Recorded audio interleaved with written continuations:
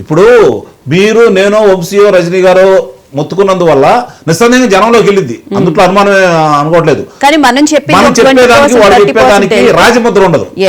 ఇదోటి గమనించుకోవాలి, రాజముద్ర అనేది ఒకటి ఉండదు. ఆ రాజముద్ర కావాలంటే ఎవరు చెప్పాలి? మంత్రులు చెప్పాలి, ఆ శాఖ మంత్రి గారు చెప్పాలి, ముఖ్యమంత్రి గారు చెప్పాలి. వాళ్ళ చేత చెప్పించారు అనుకోండి, లేకపోతే సిఎస్ చెప్పాలి జరుగుతున్నాయి అని చెప్పండి.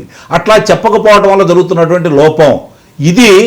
ముఖ్యంగా చెబుతున్నాను, ఇది 2014 నుంచి 2019 వరకు కూడా చంద్రబాబు నాయుడు గారు చాలా చేసి రాష్ట్రానికి గాడిలో పెట్టి అప్పులు చేయకుండా, అప్పులు తక్కువ చేసి సంక్షేమాన్ని పరుగులెత్తిచ్చేసి, మీరు గమనించుకోండి 200 ఉన్నటువంటి పింఛన్ని 1000 రూపాయలు చేసింది చంద్రబాబు నాయుడు గారు.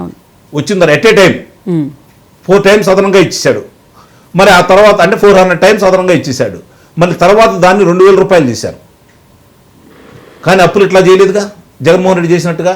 మరి ఆ రోజు నీటి రంగాలకు 63,000 కోట్ల రూపాయలు ఖర్చు పెట్టారు. 63,000 కోట్ల రూపాయలు 5 సంవత్సరాలు నీటి రంగాల కోసం ఖర్చు పెట్టారు.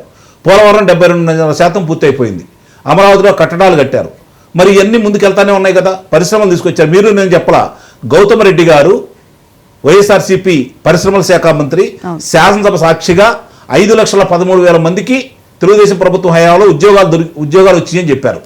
ఇప్పుడు వాడు మేము 3 లక్షల మందికి ఉద్యోగాలు ఇచ్చాము, 4 లక్షల మందికి అని చెప్పారు. 1,30,000 మందికి సచివాలయ ఉద్యోగాలు ఇచ్చారు. 2,62,000 మంది వాలంటీర్లు నియమించారు. ఇదే కదా వాళ్ళు చేసింది. అంటే పంచాయతీ వ్యవస్థను నిర్వీర్యం చేశారు వాళ్ళు.